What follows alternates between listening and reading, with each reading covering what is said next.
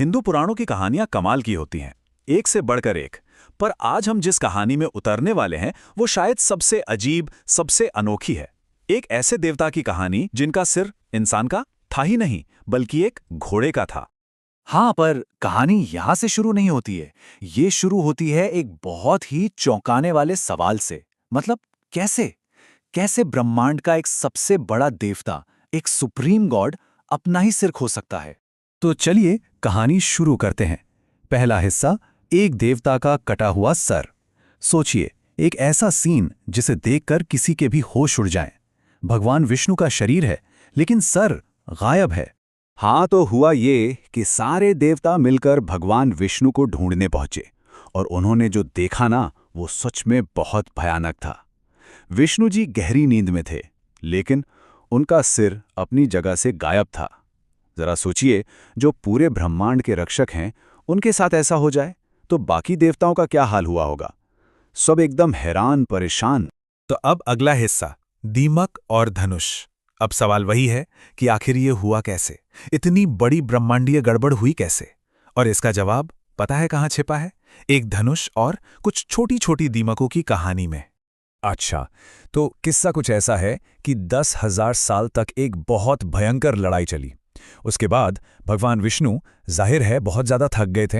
वो इतनी गहरी ध्यान निद्रा में चले गए कि उन्होंने अपने ही शक्तिशाली धनुष के कोने पर अपनी ठोड़ी टिका ली और सो गए। अब ये पोज था तो बड़ा अजीब, पर जैसा कि हम आगे देखेंगे, ये काफ़ी खतरनाक भी साबित हुआ।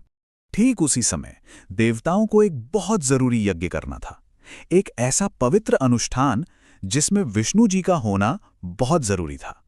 पर अब मुश्किल ये थी कि उन्हें जगाए तो जगाए कैसे। तब ब्रह्मा जी को एक आइडिया आया।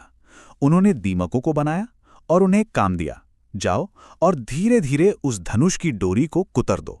उनका प्लान सीधा सा था, डोरी टूटेगी, एक जोर की आवाज होगी और विष्णु जी की नींद खुल जाएगी। सिंपल। लेकिन कहानी में एक मजेदार ट्विस्ट यहीं आता है। उन दीमकों ने ये काम करने से साफ मना कर दिया। और वजह? उन्होंने एक नैतिक दलील दी। कहा कि किसी को गहरी नींद से जगाना, या किसी की बात बीच में काटना, या एक बच्चे को उसकी मां से अलग करना, ये सब ब्रह्म हत्या के बराबर है। मतलब सबसे बड़े पापों में से एक। तो फिर सवाल ये है कि दीमकों को इतना बड़ा पाप करने के लिए मनाया कैसे गया? भाई, उन्हें एक ऐसा ऑफर दिया गया जो वो मना ही नहीं कर पाए। ब्रह्मा ने वादा किया कि उन्हें उस यज्ञ के फल का एक हिस्सा मिलेगा। बस इसी लालच में वो अपना मन बदलने पर मजबूर हो गए। और फिर दीमकों ने अपना काम पूरा किया। धनुष की डोरी एक जोरदार टंकार की आवाज के साथ टूट गई, और उस झटके में इतनी ज्यादा ताकत थी कि भगवान का सिर धड़ से अलग हुआ और सीधा अंतरिक्ष में कहीं जाकर खो गया। इस भयानक घटना ने तो देवताओं को जैसे हिला कर रख दिया। किसी की समझ में नहीं आ रहा था कि आखिर ये हो क्या गया। और इसी कंफ्यूजन के बीच एक बहुत गहरी फिलोसॉफिकल बहस छिड़ गई। किस्मत बनाम कर्म, मतलब फेट वर्सेस फ्री विल। तो देवताओं में दो ग्रुप बन गए। एक तरफ थे बृहस्पति। उनका मानना था कि अपनी मेहनत और बुद्धि से, यानी पुरुषकार से, किसी भी मुश्किल से निकला जा सकता है। पर दूसरी तरफ थे इंद्र, जो एकदम निराश हो गए थे। उन्होंने कहा, अरे भाई, जब विष्णु जैसे देवता के साथ ऐसा हो सकता है तो हमारी मेहनत का क्या मतलब? सब कुछ किस्मत यानी दैवम के हाथ में है। इस बहस में ब्रह्मा जी ने भी किस्मत का ही साथ दिया। उन्होंने पुराने किस्से याद दिलाए, बताया कि कैसे एक बार शिव ने उनका अपना सिर काट दिया था, कैसे खुद शिव को एक श्राप भुगतना पड़ा था, और कैसे इंद्र के शरीर पर 1000 योनियां बन गई थी। उनकी बात साफ थी, जब हम देवता लोग ही किस्मत से नहीं बच सकते तो फिर इंसान क्या चीज है। तो जब देवता लोग किसी भी नतीजे पर नहीं पहुंच पाए तो वो अपनी आखिरी उम्मीद के पास गए। उन्होंने सोचा कि अब जवाब तो परम शक्ति यानी महादेवी से ही मांगना पड़ेगा।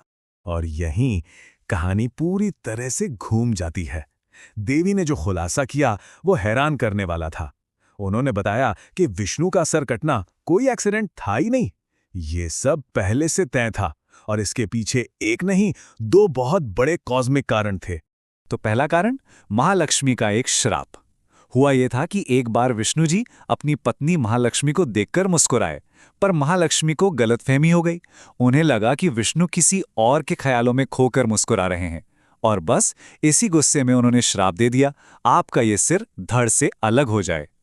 और दूसरा कारण जुड़ा था एक असुर से। हयग्रीव नाम का एक बहुत शक्तिशाली असुर था। उसने अपनी तपस्या से देवी को प्रसन्न कर लिया था, तो देवी ने उसे वरदान मांगने को कहा। उसने बड़ी चालाकी से एक वरदान मांगा कि उसकी मौत सिर्फ और सिर्फ किसी हयग्रीव नाम के प्राणी के हाथों ही हो सकती है। अब उसे लगा कि मेरे नाम का दूसरा कोई होगा ही नहीं, तो मैं तो अमर हो गया। तो अब आते हैं अगले हिस्से पर, हयग्रीव बनाम हयग्रीव। अब हमें ये तो पता चल गया कि ये सब हुआ क्यों, पर सवाल था कि इसका हल क्या है। देवी ने इसका एक ऐसा उल्टा पुल्टा सा समाधान बताया जो किसी ने सपने में भी नहीं सोचा था। देवी ने देवताओं के आर्किटेक्ट त्वष्टा को बुलाया और उन्हें आदेश दिया कि विष्णु के सिर कटे शरीर पर एक घोड़े का सिर लगा दो।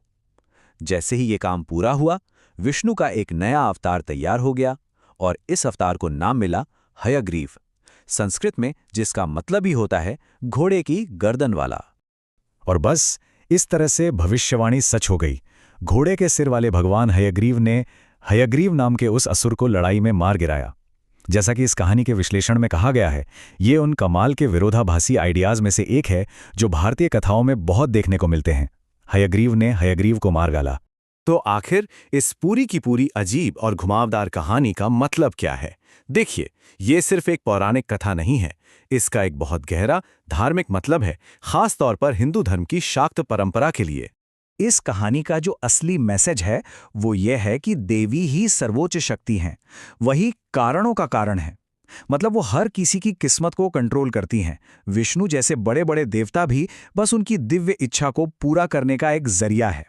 जैसा कि इसका विश्लेषण बताता है, ये कहानी असल में देवी माँ की महिमा को बढ़ाने के लिए विष्णु का अपमान करती है। और ये पूरी कहानी हमें एक आखिरी सवाल के साथ छोड़ जाती है। अगर इतने बड़े बड़े सर्वोच्च देवताओं की किस्मत भी कोई उनसे भी ऊंची शक्ति कंट्रोल कर रही है, तो फिर ये हमारी असलियत, हमारी रियलिटी की प्रकृति के बारे में क्या बताता है?